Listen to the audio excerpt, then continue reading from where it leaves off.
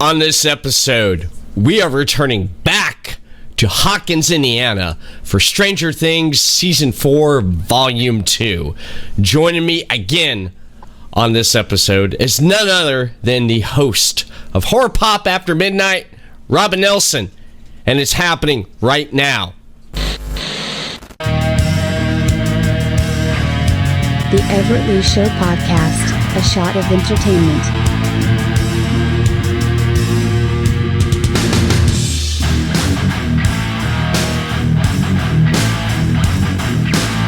Robyn Nelson. Here we are again, my brother. Right here again, talking about Stranger Things Season 4, Volume 2.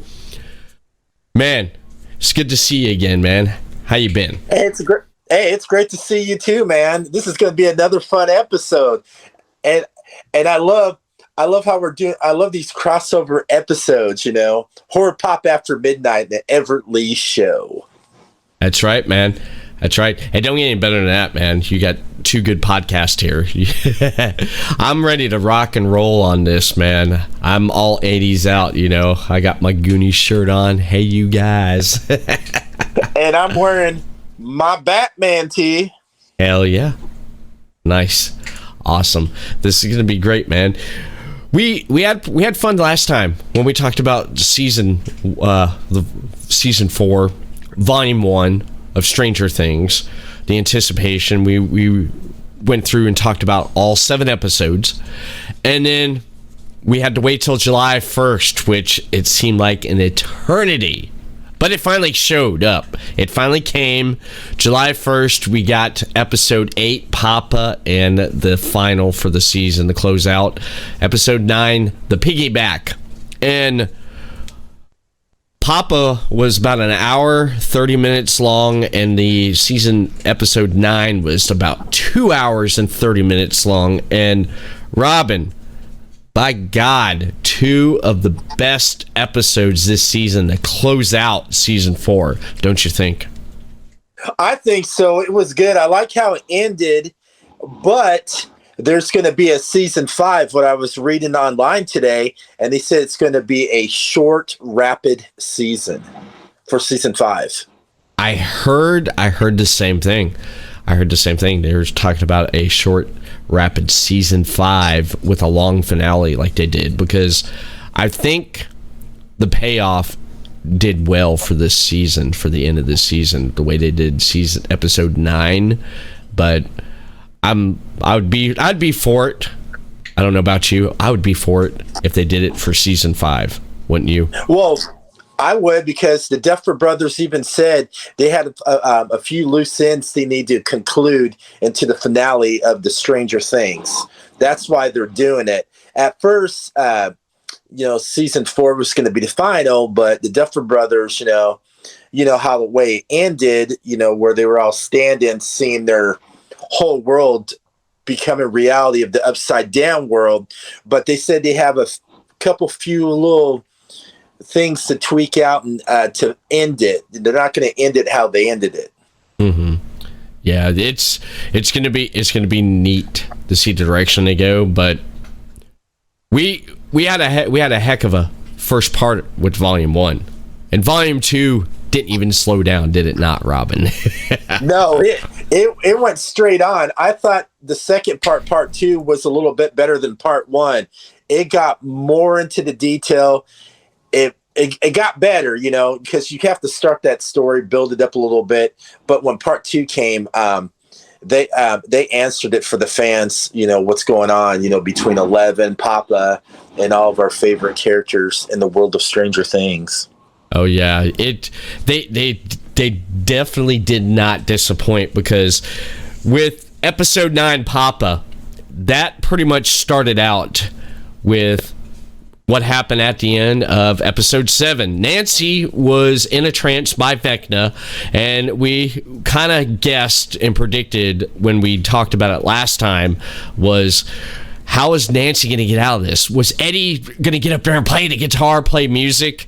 And what I thought was really great was when Vecna was explaining all this stuff to Nancy, and Nancy was trying to get out try to find a way out, like all the victims do when victim gets a hold of them, was that it showed everyone running around in Eddie's trailer looking for music, and it was my favorite part. They're running around trying to get music and stuff, and they said, we need music, and he's holding up, like, this is not music, and he holds up Iron Maiden cassettes. He's like, this is music. I know, he got into it like 80s headbangers, like, this is music. And I was hoping they were going to add a Eddie reference from Iron Maiden, their mascot, Eddie. Yeah, that's pretty cool. Of course, we were in Munson's trailer. Of course, all of his cassettes are going to be heavy metal. Come on, you're not going to have any, Debbie Gibson or Tiffany around there now. No. I'd be shocked. They should at least put one of those posters up in the corner of his room somewhere. If they did Debbie Gibson, I would be looking at Munson a total different way. It's like, something? I don't want to be part of the Hellfire Club. I'm not going to wear your tee because you got a Debbie Gibson poster. You're great, man. You're great. But I loved how they were scrambling trying to find music because they did not want to lose Nancy. And then Victim comes up to Nancy and like scares him. He kind of like teases like, I can kill you right now, but I'm not going to, because the message what he revealed, the bombshell he just dropped on her.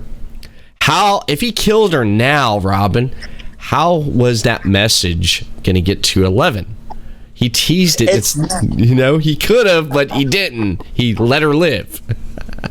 Oh, he did that on purpose. He's going to let her live the whole time. I knew that. He just wanted to get that. He just wanted to get it out there to them, and because he knows, they're going to be with 11 sooner or later. He wanted to know, hey, 11, you may have kicked my ass and sent me to hell, and I became this ugly, grotesque creature. But I'm going to let you know my presence is known, and I'm going to get my revenge on 11. Yeah, he certainly did that. He wanted to get his revenge, and he made it clear. And then Nancy snaps out of it, and they're like, "Oh wow!" And then she reveals that who Vectin is and everything to the gang, and everyone was decided to come up with a plan. It's like the plan is, let's go into Upside Down and let's take him out. That was the plan. And I like the plans because they got the weapons set. They had the plans. Munson was gonna be like to take out those like demonic bats. He was gonna, because he wasn't unsure if he kept on saying he's no hero, and he wasn't very confident about himself when he went to the underworld. He didn't want to do it in the first place, and everybody was like all gung-ho. It's like, hey, we're gonna go to his mansion to go up to the basement, that's where Max and them is, to try to stop him, right? For the whole thing. So they did the separation, and then of course the younger girl, she climbs up in that little rocket playground thing. yeah. And she's like the signaler. She's like the signaler, just in case trouble happens. Oh yeah. And then we can't forget that they went to this army surplus to get their stuff. Oh, that was so funny. You see Nancy, she had this little skinny little girl with this big old shotgun. She's like, and you can tell it's like, does she know how to use it or not? But it seemed like she did. Oh yeah. And I thought it was sweet when she sawed it off and made it into a legal sawed-off shotgun. Oh yeah. Legal sawed-off shotgun. And it was pretty tense in that moment there because Jason... Because you had the jocks that were in there too. Yeah. And they're sitting there hiding going, let's get out of here. And then, of course, the main jock who thought Munson and all them were satanic worshipers. He goes up and tries to intimidates Nancy, and Nancy has this shotgun right here. It's like, Nancy, used to into that shotgun and just knock him out. Knock him out. You know, and he was intimidating her, but, you know, Nancy, she didn't back down. She did not. You can tell she was a little scared, but she didn't show it. She said, get out of my way. I'm here to protect myself, and it's really none of your business what I'm doing. Exactly. That was the whole point. But I'm forgetting something here. Oh, yeah. How they got to the Army surplus store. I love the fact that Eddie could not where he didn't want his face to be seen. And oh, yeah, this is classic. Let me tell this. He was wearing a Michael Myers Halloween mask, man. I thought that was cool. They were paying homage to John Carpenter because it's, you know, during the 80s era. And that was so funny because you see his head popping up with the Michael Myers mask. He's going in here while everybody's like freaking out. He's walking in there like no one's going to be noticing a guy wearing a Michael going, okay, that's kind of odd in a gun store. running around the trailer there. You know, they're running around the trailer park there, you know, and then they go up to that RV and they steal that RV. Eddie Munson hot wires it. Yeah. Yeah, it was these people's home. They were sitting there like eating their barbecued meal, and Nancy they were looking going, man, that was somebody's house. Yeah, it was somebody's house. Yeah, it was. And they took off running after him. They're like this, hey, come on. We were enjoying our barbecued meal, and you're still in our house in this trailer park. But they couldn't stop them. I know that was a great moment, man. That was a great moment getting there.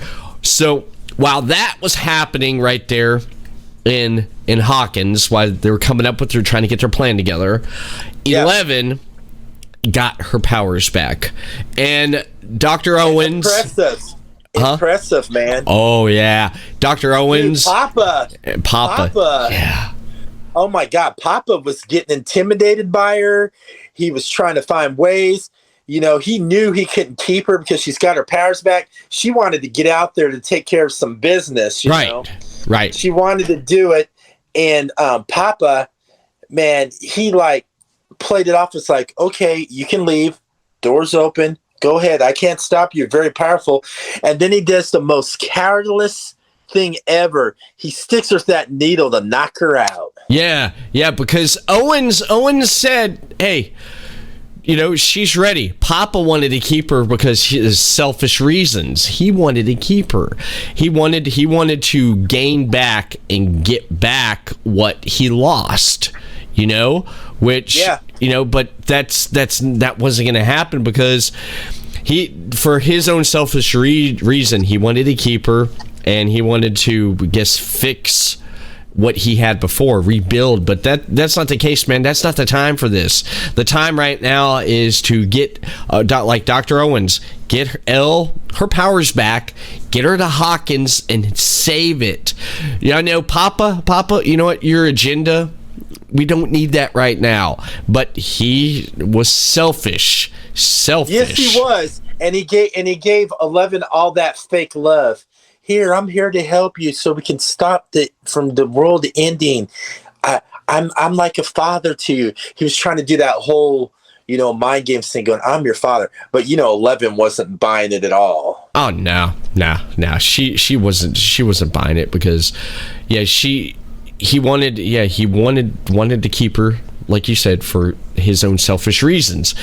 Owens was ready to take him. You know, Owens is like, look, she's ready, man. She lifted that like 11-ton, tank.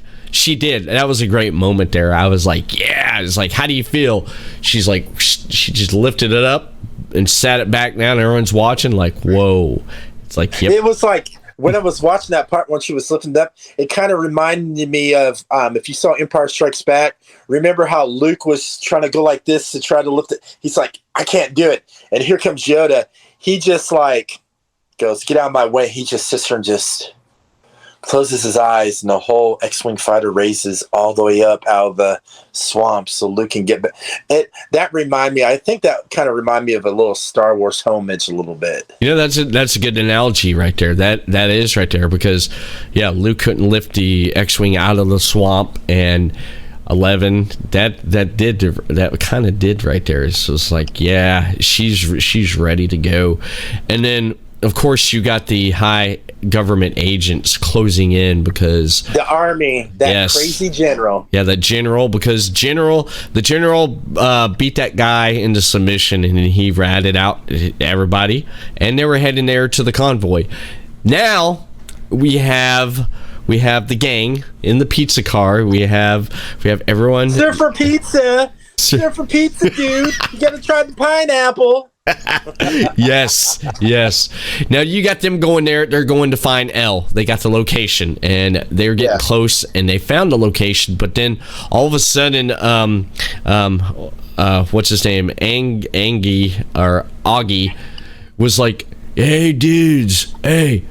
It's like, look at these hey, I found something, guys. And it's like, no, man. It's like, we don't got time for that. And he's like, no, you guys need to see this. You have to see this. So when he come over there and they looked, he's like, we're not looking for a road. And then they saw the fresh tracks. So they just followed that. Yeah, from the army trucks. And he's like, whoa, we're getting close, man. It was intense. That part was intense there, because when they came in with Blaze of Glory, man, and they busted in the thing, and they took everybody out, and it organized. Was funny. So when organized. When the gang was coming up too, they're like, what about that vehicle there? Oh, just leave that be. They thought that was no big deal. And they're sitting yeah. And you see the army helicopters come in, and here they in this little pizza delivery van. They're like, the army's like, just let them be. Yeah, that was great. That was great, because when 11 escaped, Papa put the thing on her neck, and he was trying to save her. Oh, the thing that prevents her from using her powers. Yeah. Yes, he was trying to save her, and he was trying to save her, and he gets shot by the sniper in the helicopter. And while that's happening,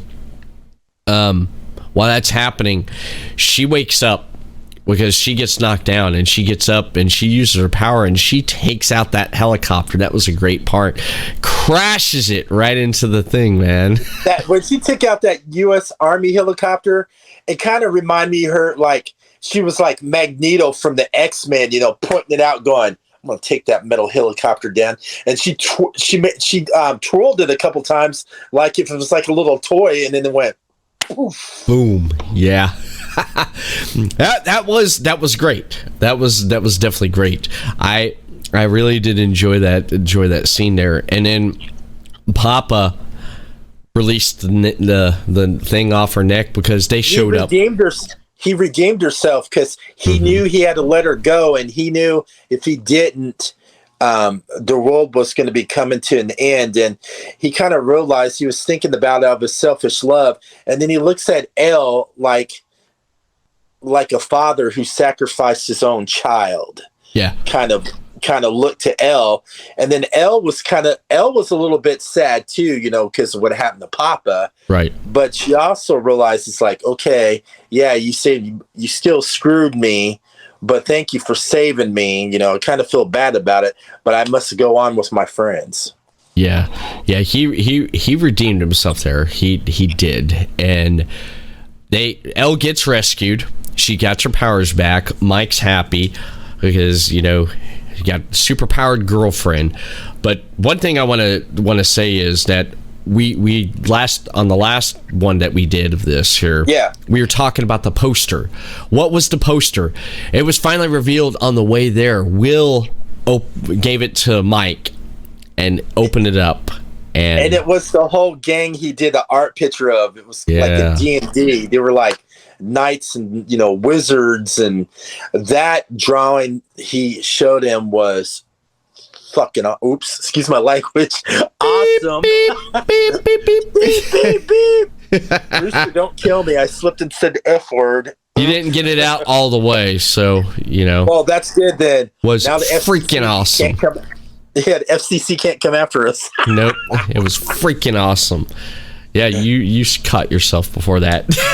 But yeah, that poster. I'm excited. Yeah, the poster was great. And I want to get your thought on this. Okay. Okay. Will told Mike this amazing story how Mike's the heart of the group, and L, he would go into battle with the heart because the group has to have the heart. Mike is the heart of the group, L's the superhero, and everybody else plays a part in the group. And the way he was explaining this was almost like he was coming out with his feelings for him. Did you feel that? Yeah, he was. You could tell he was coming out a little bit, but he held it back. And then Mike was just still like, he didn't know what he thought. It was just a good speech, but Mike wasn't picking up his, him spilling his feelings towards him because Mike was too busy, thinking about L. It's like he didn't really. And when he was trying to confess his, feelings to him, that was, I kind of got a tear in my eye a little bit, man, because you can tell that was his best friend, and he really loved and cared about that guy, man. Mm-hmm. He did. They went through so much together. I mean, if you look at the last 3 seasons of Stranger Things, they went through so much together. I mean, both of them. I mean, from season 1 with Will getting abducted to season 2 when Will became evil, and then with season 3 with them just trying to, I think their friendship. I think Will's is also kind of jealous of Elle because Elle has Mike. I think so too, but I feel that he accepts it. It's like, okay, I love this guy. We've been through so much together. I love him. I know he's in love with her, but I accept it.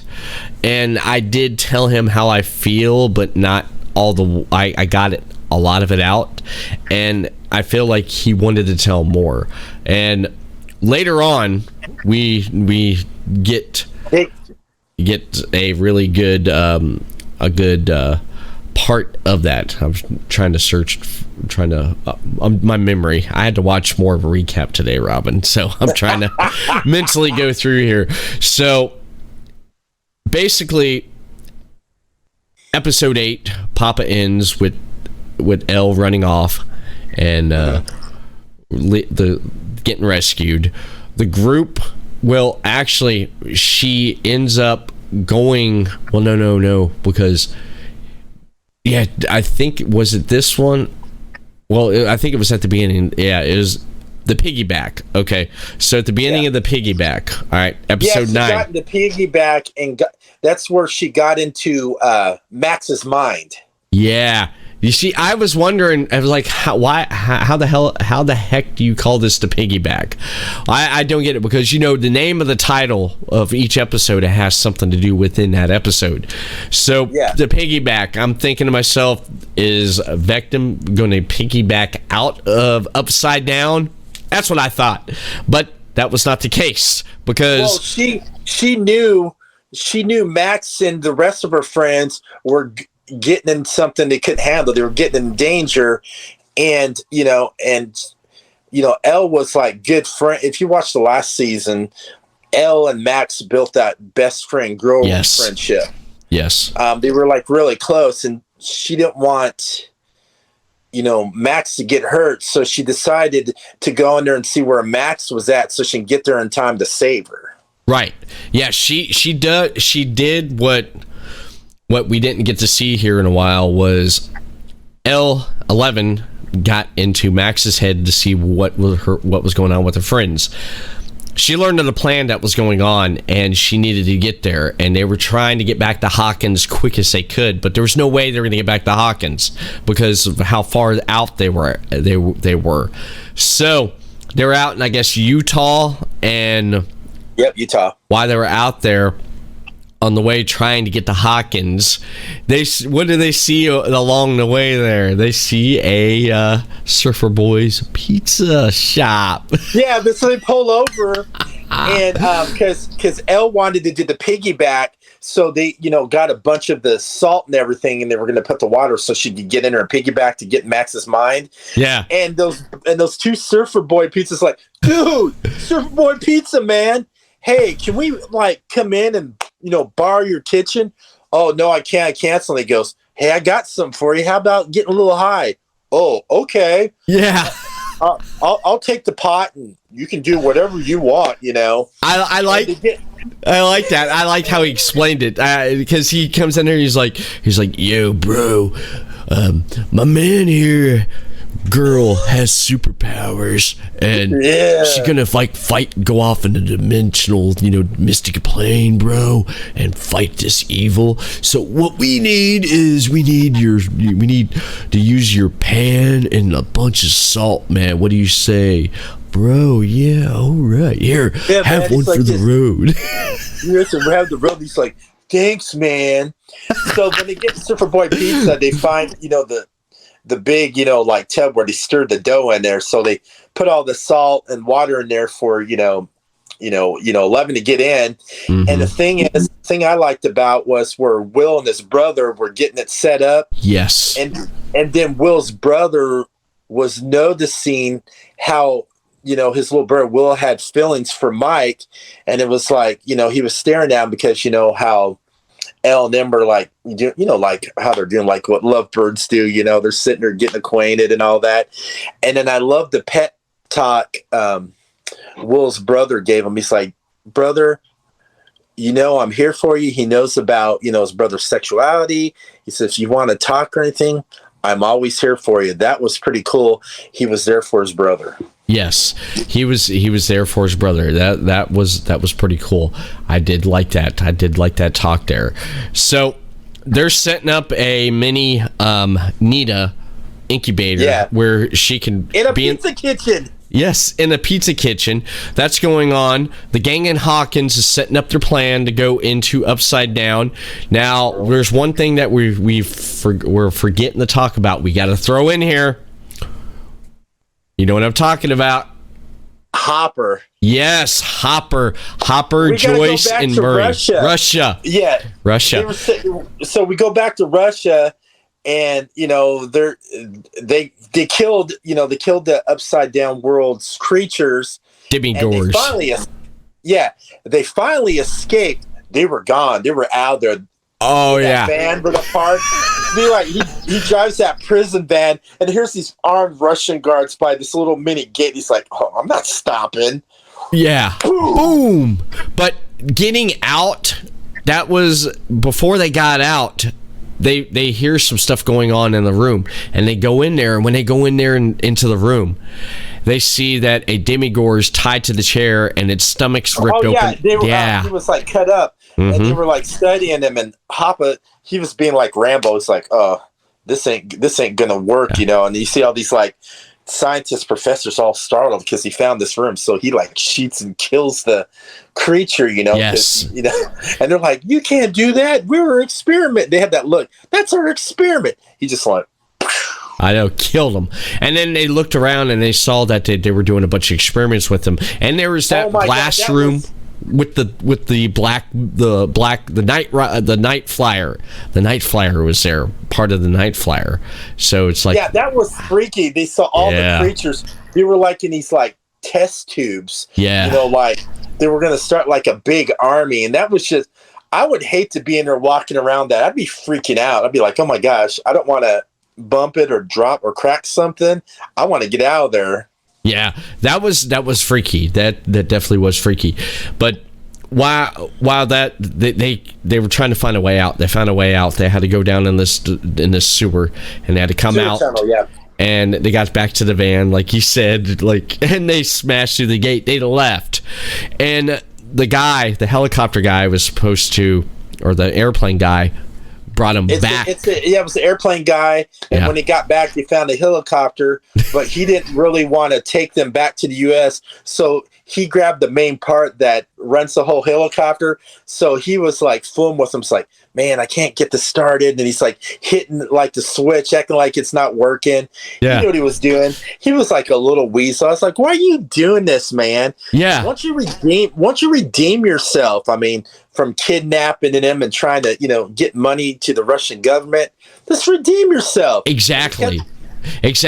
And One of the things that we thought was going to happen did not happen. We had a theory that they were going to get back to the Hawkins through Upside Down, which didn't happen.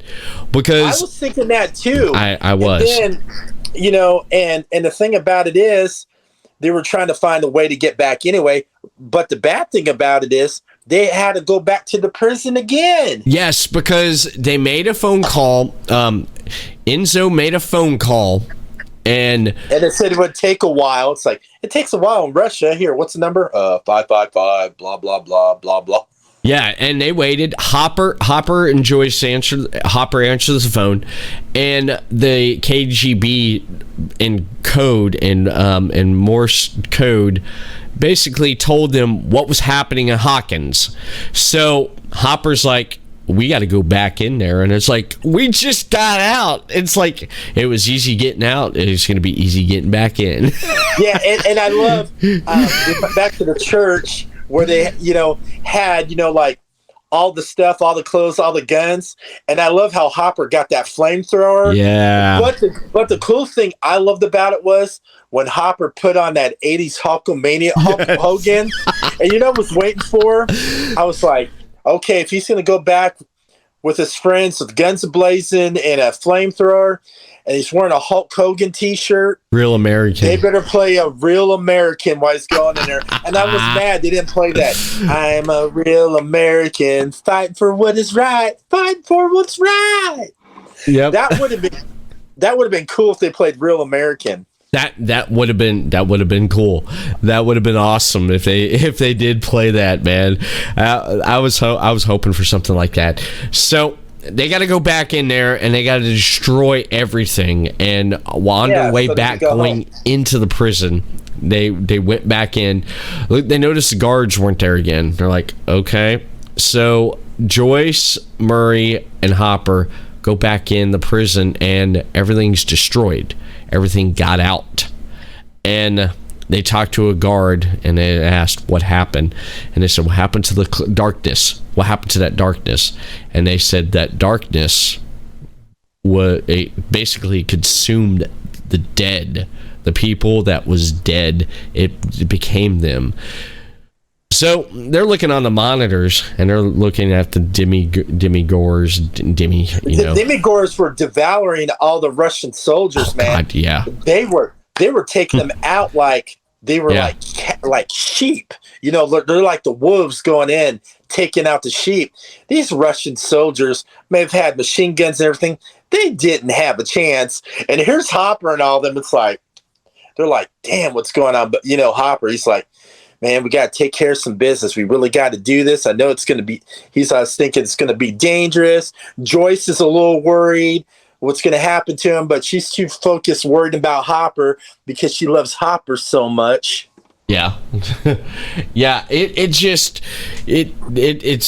crazy. It's crazy how that happened right there with, everything that was going on in the prison there, like you said, trying to take out the demigores and everything. And while that was happening, 11 was preparing to back in on the way somewhere in Utah. 11's getting in the tank, getting ready to get into Max's mind. The plan is when Max opens herself up to be vulnerable to Victim, that is when she's going to get into her mind and piggyback off of her and fight Victim inside the mind of Max, which I thought was pretty cool. But that was cool. And I loved how it went back and she got into some of Max's, like memories, like where Elle was standing at that skateboard park singing a young Max, trying to learn how to skateboard. And then all of a sudden, she sees Max on top of the bridge by the skateboard park, and there's like this DJ booth, and all of a sudden she's at this high school dance. Nobody's there, and she's like tripping out, because that was all mind game from Victim. Yeah. Because he had her right where he wanted her. Yeah. And she was like all worried about it. He was taunting it, and then 11 finally got in there, and then Max looks at 11 and goes, "Are you real?" Yo, yeah, that was a great part. That was a great part there because and building. She's so happy. She's like, my best friend is here. Yes. What's cool about that was the build up to that which was cool was because the plan was for with the gang and Hawkins was that Steve, Robyn, and Nancy got all geared up and everything like Red Dawn. Did you notice that? Everybody Red Dawn. They did a Red Dawn homage to it. Yes. She had the beret. They had like the bandanas. Yeah. He had an axe. They had everything. Yes. Red Dawn. I'm glad you picked up on that, man. Yeah. I was waiting for because there were so many 80s Easter eggs in these last episodes. Oh, God, I was waiting for Steve going. I wanted Steve say, Wolverines! Oh, God, that would have been great. That would have been great right there. But what I liked, I liked that. I liked they got an upside down. Lucas's younger sister was the lookout with the light. Yes. Sam, Lucas, and not Sam, Max. I keep calling Max Lucas by a real name. Sadie. Yeah, they go into his childhood home. Yeah, Vectum. Vector's home to try to stop him. Mm-hmm. And then, Lucas started getting all like fuzzy warm inside towards Max. And Max is like, yeah, I love you too, but we can't be focusing on that. We got to take care of Vectum. Yes, she was ready. She was a trooper, but she wanted to take him out just like everybody else wanted to take him out. Well, but she had to because Vectum messed with her last time, man. Of course. And it wouldn't be hard for him to get back in her head, which we found out. But the whole plan was great because as soon as Nancy, Robyn, and Steve got into Upside Down, okay, how were they going to get into the mansion? Because the Demi-Bats. Okay, the greatest moment in the show. I gotta say it. You gotta let me do it, man. I've been dying to say about this, okay, man? Let me set it up. Okay, right, go ahead. Go ahead. We got a distraction team, which was Eddie and Dustin. So those guys took Eddie's trailer and Upside Down and basically bat-proofed it. All right. So Eddie goes into his bedroom and he gets his guitar. And Dustin's like, yeah.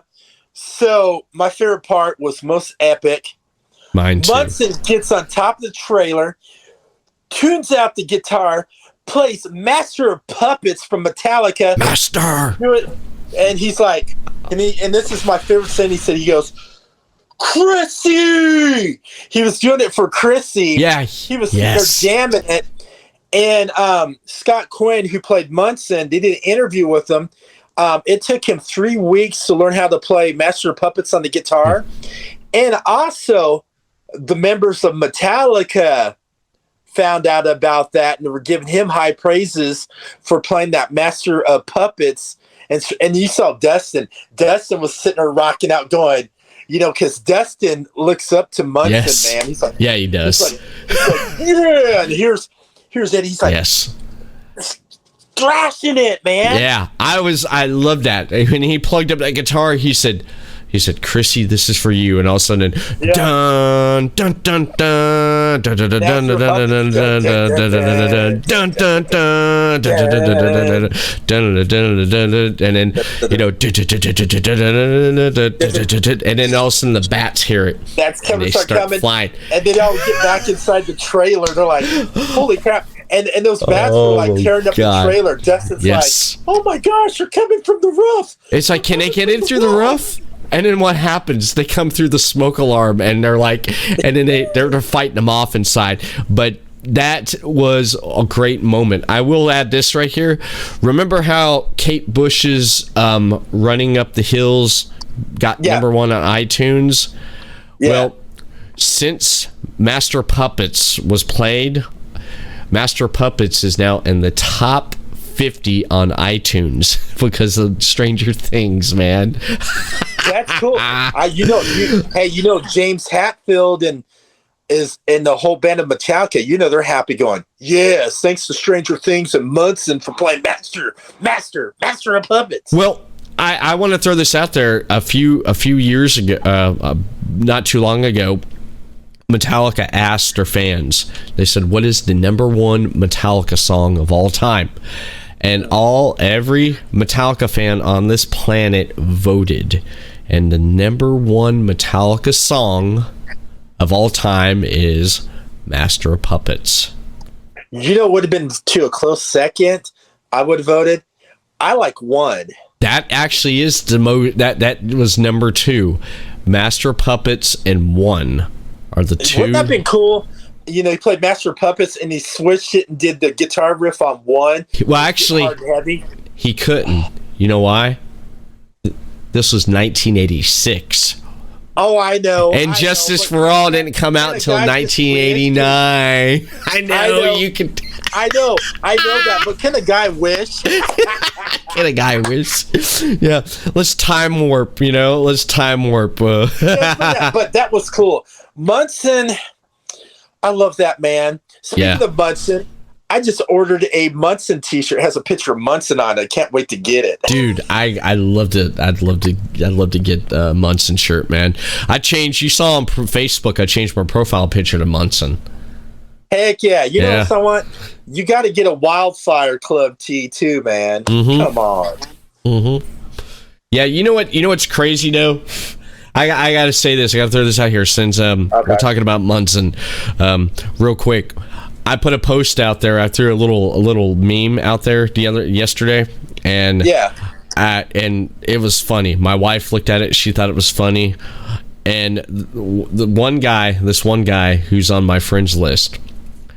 He commented on the meme, but it wasn't about the meme. It was about my profile picture, and he's like, "You like Eddie, Stranger Things, TF ? And I'm like, "Yeah." I said, we talked about it last time. This will help you out. I sent him a link to the video and the audio version of our last podcast we did together. Then I said, look for Volume 2, Season 4, Volume 2 discussion coming soon. And that I pretty much shut him up there. It's like, don't troll me. Do not troll me on my profile, because I'll come after you. I'll come at you like Eddie. Oh my gosh, you got trolled. I know, I got trolled. You know, when you said trolled, get it? D&D reference, Dungeons and Dragons. Trolled.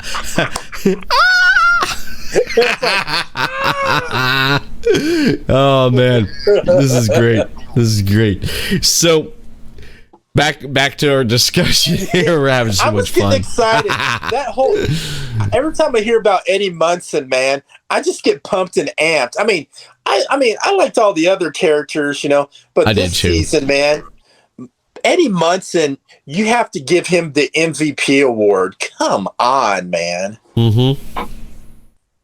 Yeah, you definitely do, because one of the things Eddie and the actor Joseph Quinn and Jamie Bauer that played Victim Henry, they both were great this season. They were both great. Victim, I'm going to say this. I posted this on Twitter, and a picture of Victim sitting on a throne in the Upside Down world. I put the baddest villain ever, and I got so many retweets on my Twitter of that, man. It's true, man. It's true. He was a bad villain, man. He was a bad villain this season. Because it just how he did stuff, and the gang also found out. This is how bad of a villain he is. The gang found out that with every death, a gate would open up. Victim was trying to open up a gate to come. Yeah, he was getting certain people by opening the gate. He was going to bring the whole Upside Down world to the real world. Yes, because he wanted to control the whole world, and he wanted to bring the whole world, and with his army. Mm-hmm. Yeah, that's what he wanted to do. So, and and speaking about the gate part, why he let Max live. We'll get into that, but the whole purpose about that. Oh yeah, causes the gates to open. Yes. So at this time here, Eddie and Dustin are fighting off, keeping the bats occupied. Away, yes. So while that's happening, you had Nancy, Steve, and Robyn able to get into the house, and they had to take their time walking up the steps. While that's happening, all those. Yeah, with the vines. While that's happening, then out on the outside during the Master of Puppets play, Lucas's younger sister gets attacked by Jason and his jock friend. Jason comes up into the attic. And where Max was in there. Yep. Yeah, where Max and Lucas was, and he still did not understand what was going on. And Lucas trying to explain what was going on, but he still didn't believe it. And the cool epic thing about that was the fight. Lucas was getting in that good old fist fight with him. That was so cool. Oh, here's yeah. Max. She's like already possessed. You know what's happening to her, and here's Lucas. Trying to save her, and him and the jock were just sitting there just like beating the crap out of each other. Yeah, Lucas and Jason were throwing down. And while that was happening, the fight inside Max's mind. Like you said earlier, 11 shows up. She piggybacked off of and Vectum was about to kill Max, and then 11 shows up. And 11 turns him around like he did her when he was still Was a human at the lab. Yeah. And I love she just did it like she did a whole Darth Vader thing. It's like this. I'm using the power of the Force, and she just like raised him and turned him like real slow. Yeah. And that was great. Right into him. They were like both eye to eye, man. That was priceless. Yeah, he said the first words he said was "you," and she's like and throws him. And what I liked was how Max was mind jumping because happy memories, which helped, and she was hiding in a happy memory. I love that. And then he did find her, but then he found her, and then Elle showed up, and she's like, yeah, and she's pretty much trying to save Max, and Vectum ends up getting her, and she tells him, says, Papa's dead, and he stops what he's doing because he has Max. He's about to kill Max, and he comes to her and he explains this is the biggest moment for this season and for this character, man. He explains to 11 that she's already lost. She said that once you banished me to a wasteland, and there was nothing in this wasteland. There wasn't nothing because you seen him. He was traveling. He became an explorer. Vectum did. Henry did. Henry traveled around for days, and then you saw a lone demigore just in the wasteland. He comes upon this cloud, and he started shaping it in his own image, and he shaped it into the villain of season 2, which was the Mind Flyer. And he reveals to Max, he said, it's been me, or he reveals to 11. He said it's been me all along. All the stuff was going on. He just revealed it was like it was him the whole time. And he knew where 11 was at too for the whole time, but he didn't really want to make his presence known until, for the final, showdown between him and Elle. Yeah, and he revealed it was me the whole time. He said everything from being the Mind Flyer to the flesh spider. If you look at these, I remember like the flesh spider. Yep, they're almost like the spider that he worshipped and thought was the most superior thing. That's why you see all these little spiders crawling around, which was creepy. It's like, But he revealed all this to her, and he says, you've lost, and I've won. And he goes over and he's going to kill Max. And Mike is talking to 11 saying, don't give up. I love you, because she started convulsing. Yeah, because she did, because he had Max, where he wanted her, and she started feeling weak. She thought she couldn't really do it.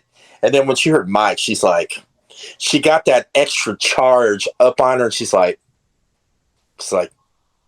this is it. And then she went full beast mode, man. I mean, like beast mode. It's like,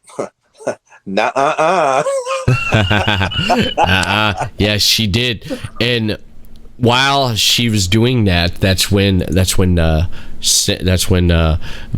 was getting a hold of Max, and while that was happening, she floated, and her legs and limbs started breaking. And then he saw her wrist like this, and then I was like, when I saw that, I was like, no.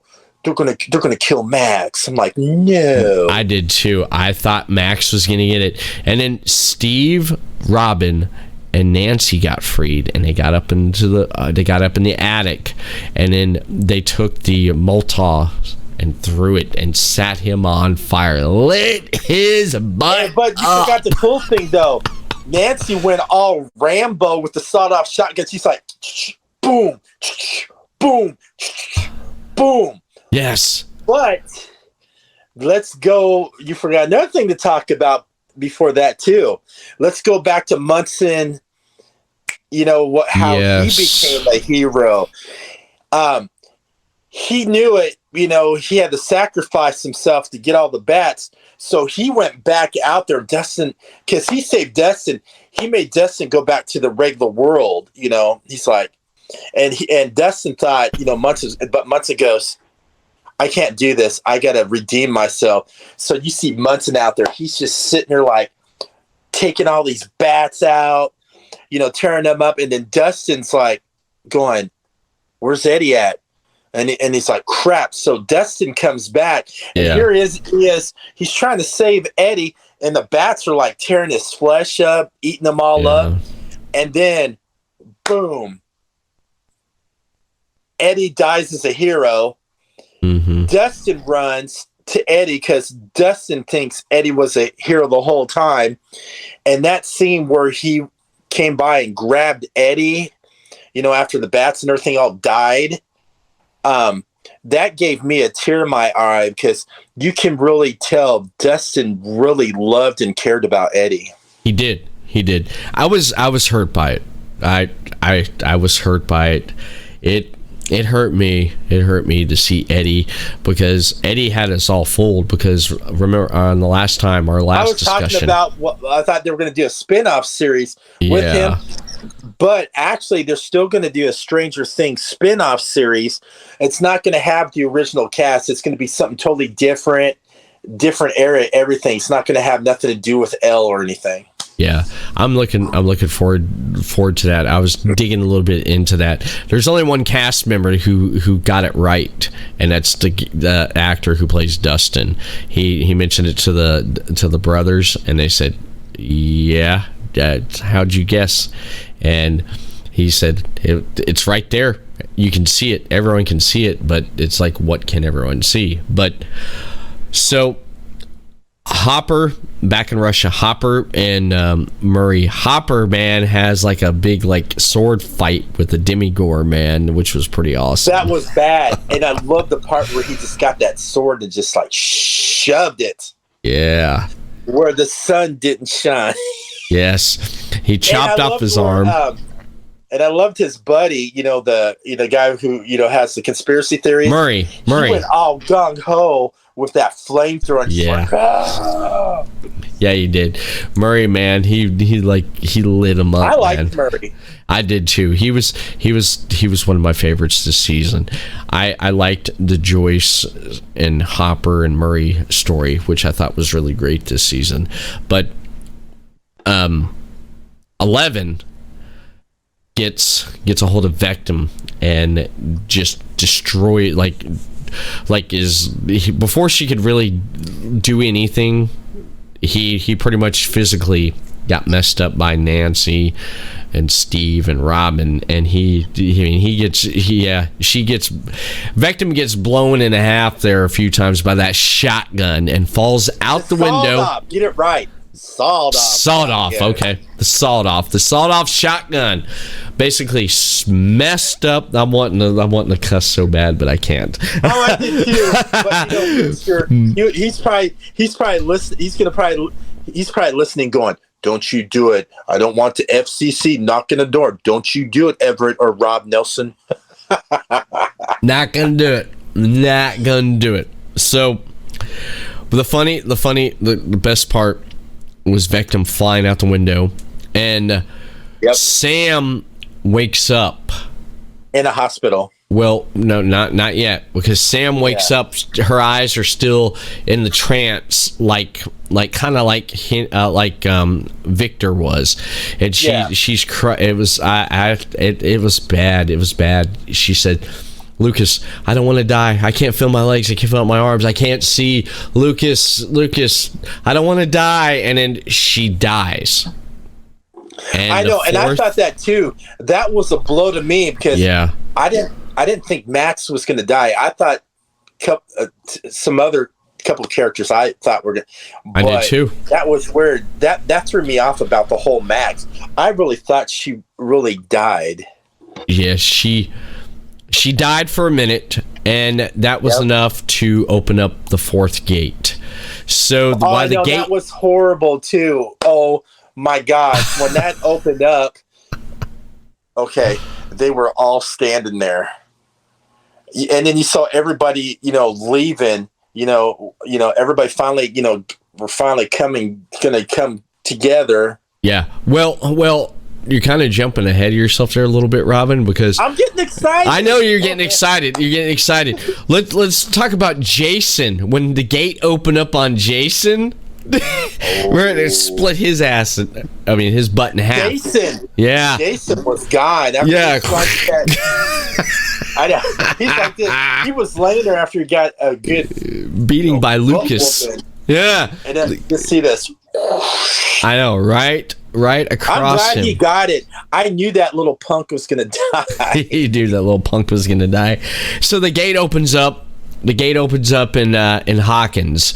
So a few days later, it was about a few days later. Yes, you see, and it was because it said that a few days later. Skip forward a few days later. About 3 days later, Mike, Will, and everyone gets back to Hawkins. So they get back to Hawkins. They go to Hopper's cabin. Yeah. When they get to Hopper's cabin. Mm-hmm. It was like a total mess. There was like a hole in the roof. From season 3, remember? Yeah. Yeah. Yep. Yeah, it was from that. It was still messed up. So, Elle and all of them decided to, clean it up, get it straightened up. And then all of a sudden, the thing that I really loved was when Hopper and all of them showed up. Yes. And then when Eleven's eyes lit up, she's finally get to see her father. Yes. Yeah. And did you notice when she went into her room to clean it up, when she shut the door behind her, she only closed about 3. Whoops, hit my microphone there. She closed about 3 inches. Remember, he said, always keep that door 3 inches open. Yeah, and she still did it. Yeah. And I loved how I knew that was going to happen when she did that. Did you know that? Or you just saying that? No, I did. Come on, I've seen all the seasons. Don't you be stumping me, Everett. I had to do that. I was like, did you really know? Or was it just... Yeah, I did. But I just loved all the, 80s Easter eggs through everything, man. Mm-hmm. It was just like... It was one heck of a ride. And you saw Dustin... You saw not Dustin. You seen Dustin...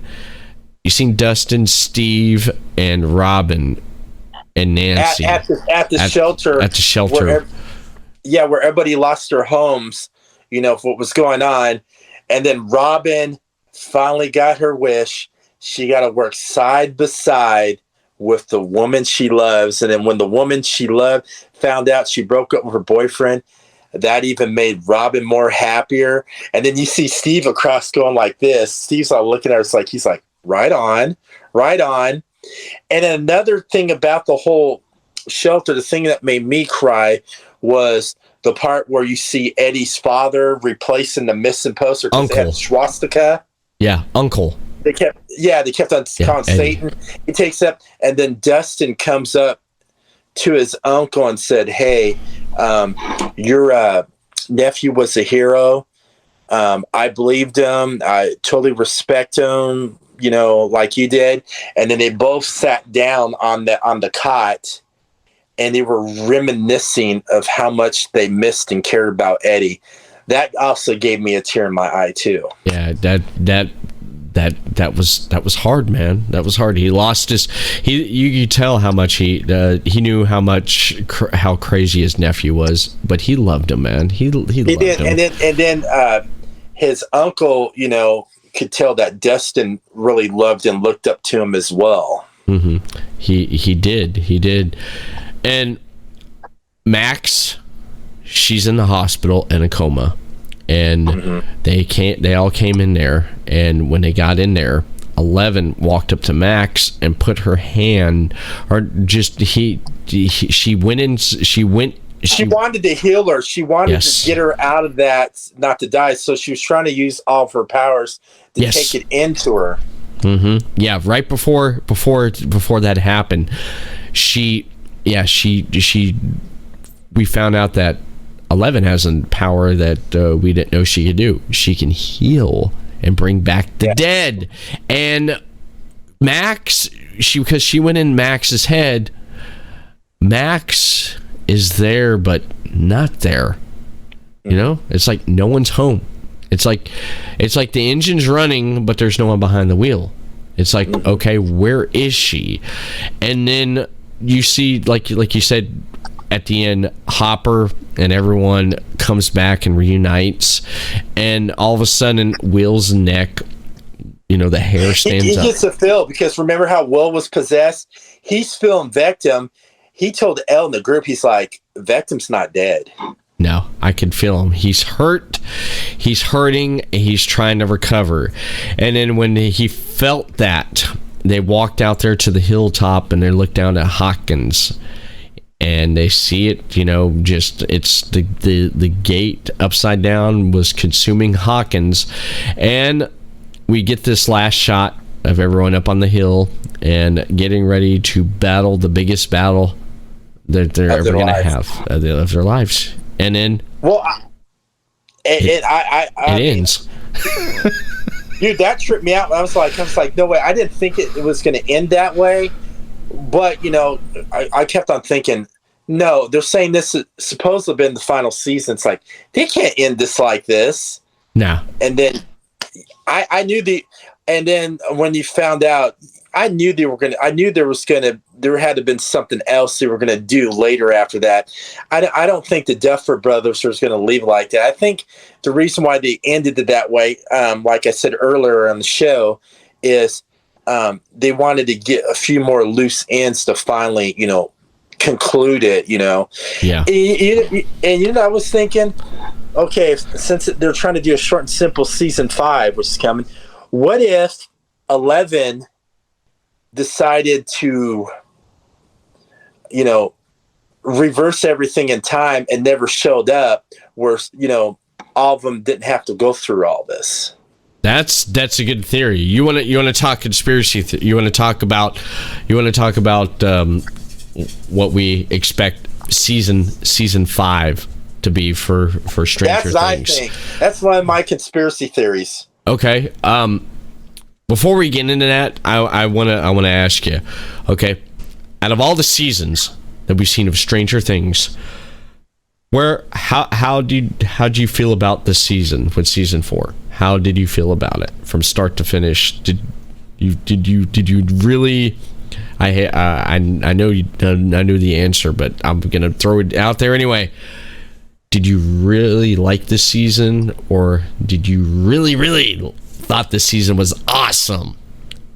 I like you said that, the look on your face. It started off slow, okay? I didn't have, how you go into a show, you shouldn't have high expectations. Start off a little bit slow, but when Eddie Munson was introduced, came into it, dude, I fell in love with that character. Started getting good. And the thing that excited me about the season was I kept on thinking about different theories about Vectum and 11. I was so stoked and pumped up for the epic showdown.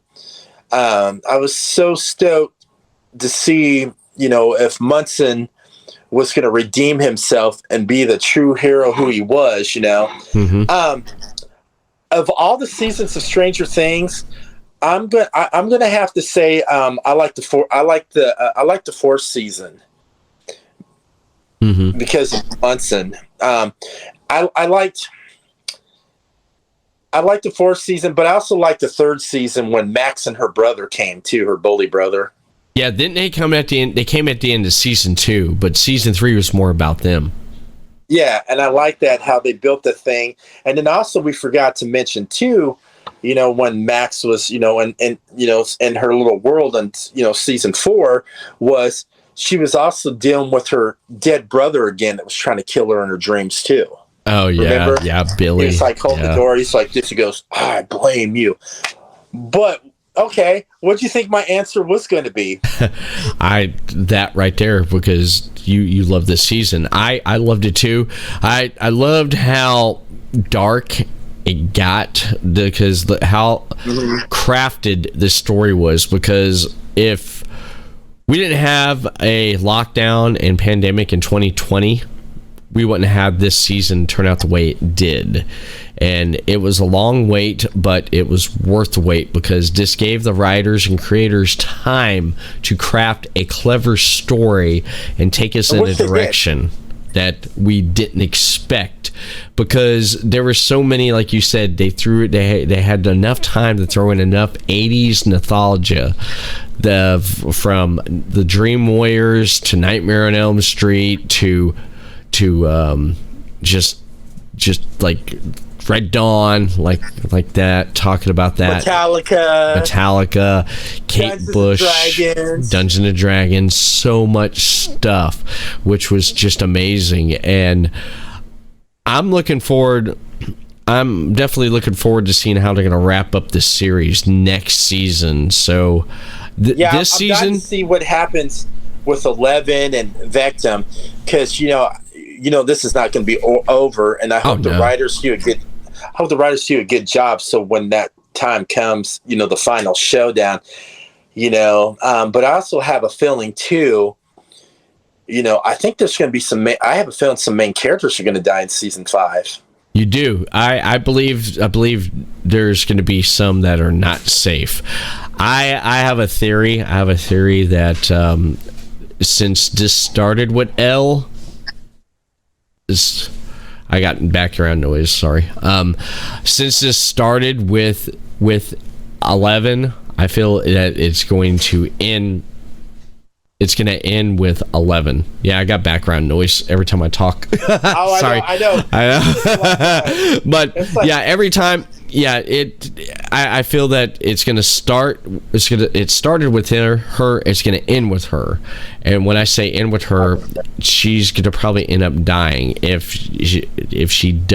that does happen, or it may not. It may not. Or what I said, my theory was she can reverse everything back in time, or she never made her presence again, and none of this never happened.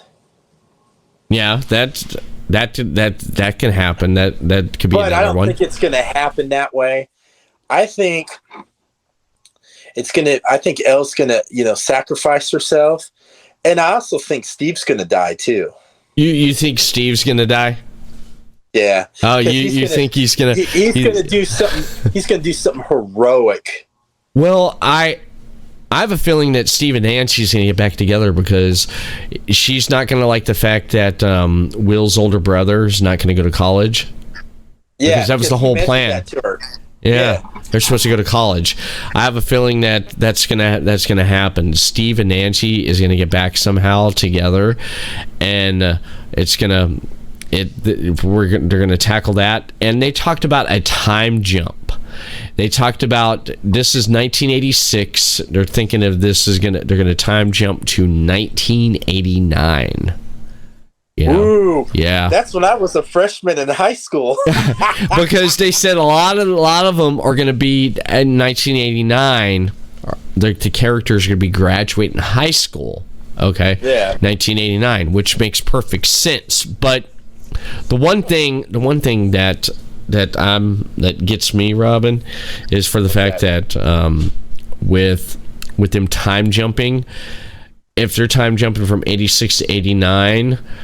What are they going to treat Hawkins, Indiana, like a war zone where it's going to be like blocked off from the rest of the world because of the? I think it is. It's going to be like an apocalyptic type of setting.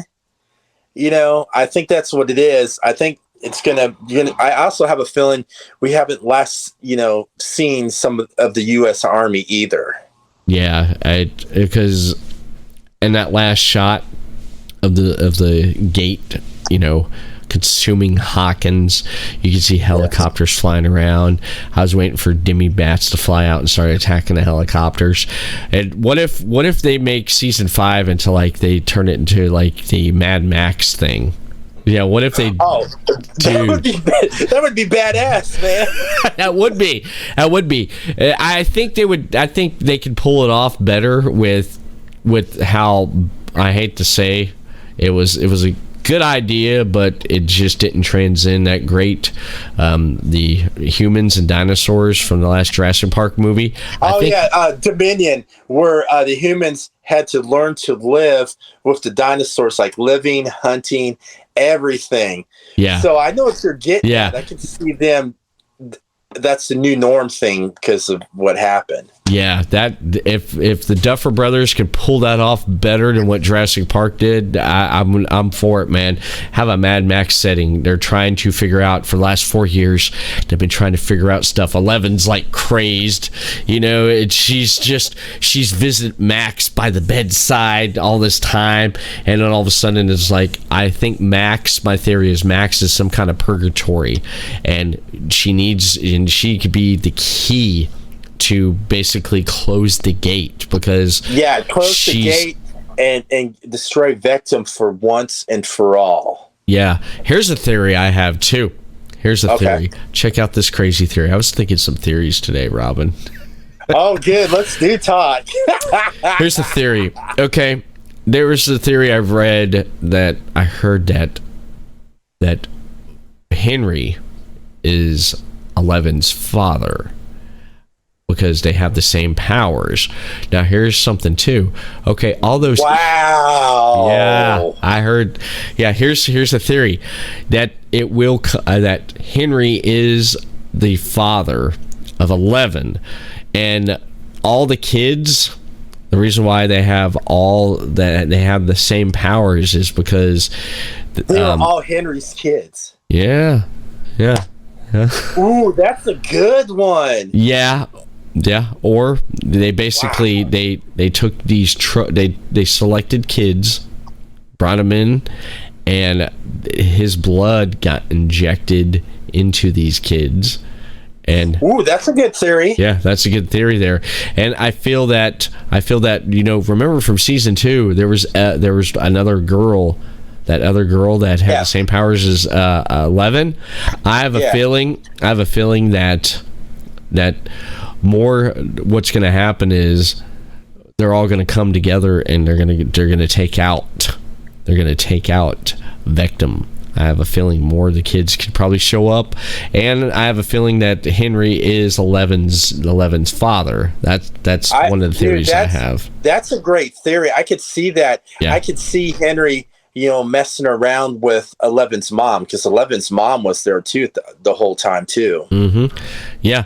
It just what happened was he messed around and he pretty much got her. I think that could happen, because if you watch this season when they did the flashbacks, he was really nurturing 11 like that was his kid. He was like a father, teaching her how to use her powers, and he said, hey, you stick with me, we can be the most powerful.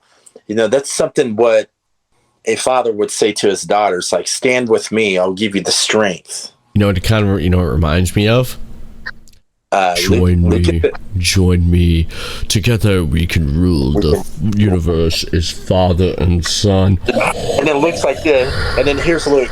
You're not my father. It is true. Come to the dark side.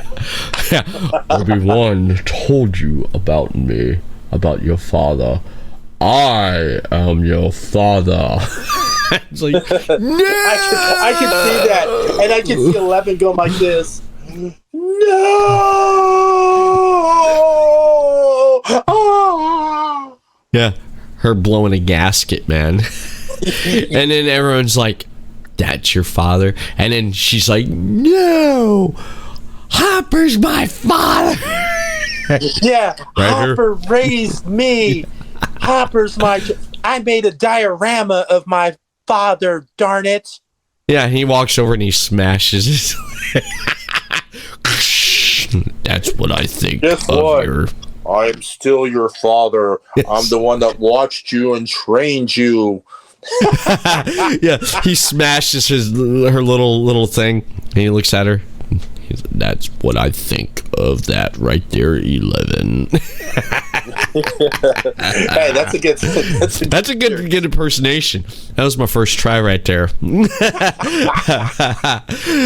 imagine Vectum driving up to, did you see I gotta say this, did you see the Vectum memes going around when he was when Jamie Bauer was in the makeup chair, and he's had Starbucks that said Vectum, when he's not terrorizing kids.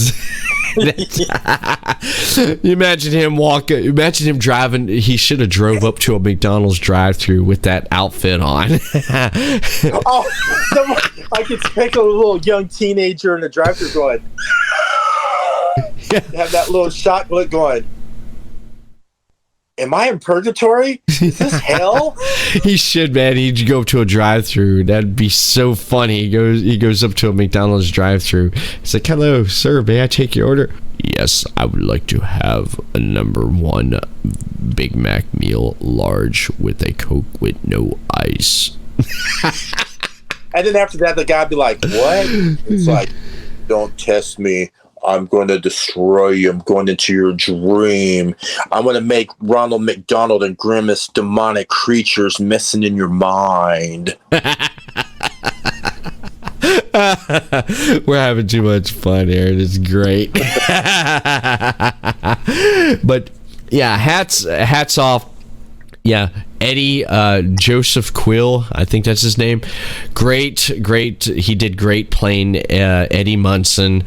It's Joseph Quinn. Yeah, Joseph Quinn. It's great. Eddie Munson, yeah. Yeah, Eddie Munson, Jamie Campbell Bauer, great villain, great. I mean, he did great. He sure did. Yeah, the great 2 new introductions for this season, and of course the faceless man from Game of Thrones, who was the prison guard that helped Hopper. Yep. I mean, this was such a great season, and season 5, we're gonna have to sit back and wait. That's all we're gonna have. And then we'll have to do. And then after we watch that, we're gonna have to do another crossover. Of course we are. But I do want to throw this out there. There's some stuff coming out on Netflix that's coming sooner than later. Which in September we're getting the final season of Cobra Kai. Yeah. Cobra Kai's gonna be, dude. If we're going to talk about that, Cobra Kai is going to be good. Also, there's a show I've been watching. It's on Hulu. I know we're getting off the Stranger Things thing. We can, because this is our crossover show. Yeah, we're gonna end about. Yeah, we'll wrap. We'll take it home here. We'll talk about. Okay, let me finish it. You can wrap it up. Go ahead. There's a show on Hulu. It's very good. It's Canadian comedy. Not Canadian comedy. I mean Canadian comedy. It's called Letterkenny. Have you seen Letterkenny? I have not seen Letterkenny. I heard a little bit about it, but go ahead and explain it. And then they did a spinoff of Schwarzy. Okay, Letterkenny is about these different groups of people in this small town in Canada country. You got your country folk, you got your emo folk, you got your Christian folk, and then you got the hockey players. and through the whole town, they talk about their problems, how they help each other, how they hate each other. And the main character on Letterkenny is played by Jared Kessel, and his name's Wayne. So every time each episode starts, he talks like this. The other day, I was hanging out with my friend, and something such had happened like this. He talks like that. That is crazy, man. That's nuts. I like it though. I like it. That's cool. There's like 10 seasons of it, and then they did the spinoff of Schwarzy, which is season 1. But I'm telling you, Everett, if you watch it, it's on Hulu. Okay. If you watch it, get back. I'm telling you, you're gonna fall in love. It is so freaking hilarious. I'm gonna have to check it out. I'm definitely gonna have to check that out. That's cool. But man, this has been great. This has been great, has it not, man? This has been great talking about Stranger Things season 4, volume 2, and like we said, there's a lot of stuff that we can get back together and talk about for another crossover. But when season 5 hits, ladies and gentlemen, those listening and watching this podcast right here, it's going to be great when you get Robyn Nelson of Horror Pop After Midnight and Everett Lee of the Everett Lee Show back talking about Stranger Things, because when that happens, it's going to be another crossover episode that you will not want to miss. You will definitely want to download and listen on Horror Pop After Midnight side and the Everett Lee Show side, and it's going to be great. It's definitely going to be great. And Robyn, man, I want to thank you for doing this with me once again, and anything that you want to plug, you want to mention before we close out. You better believe it. I'm going to do it right now, baby. Do it. Camera's on you. All right. You can listen to Horror Pop After Midnight every Thursday night, 8 p.m. Eastern on Roosters Hamilton, roostershamilton.com, Rooster Radio. And you also can hear me on my episodes at Podcast City Network at podcastcity.net. You can follow me on Facebook at Horror Pop After Midnight. But if you're into Twitter, it's at Pop After, Horror Pop After Midnight. I have a YouTube channel you can subscribe to, Horror Pop After Midnight Podcast, Horror Pop After Midnight, on Instagram, TikTok. I'm on TikTok. Woo-hoo-hoo. And if you also want to capture my recent episodes, you can follow Horror Pop After Midnight on Apple Podcast, iHeartRadio, Spotify, Spreaker.com, Amazon Music, and all those great platforms out there.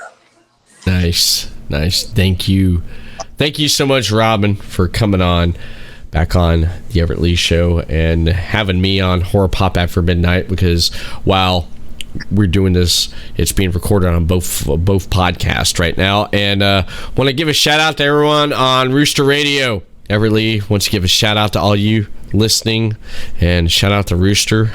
And we didn't go against the FCC, so be glad on that there. And, I caught myself on the F word. Yes, you did. You freaking did. So that fudge I did. Flick it, man. So everyone, thank you for tuning in and watching and listening to this episode right here. And you can hear my dog going into a coughing fit. He must have ate something. But besides that, Everett Lee signing off. Everyone have a good week, good night, and we'll see you again next time for another episode of the Everett Lee Show. Peace. Follow The Everett Lee Show on the following social media platforms: Facebook, The Everett Lee Show; Twitter, @The Everett _Lee; Instagram, Everett Lee. Subscribe, follow, The Everett Lee Show, on the following platforms: Podbean, Spotify, Stitcher Radio, iHeartRadio, iTunes, Amazon Music, YouTube, Everett Lee, and Johners Podcast Network, WrestlingWithJohners.com. Follow Podcast City Network on the following social media platforms: on their website, Podcast City Net; Facebook, Podcast City Network; Twitter, @Podcast City Net;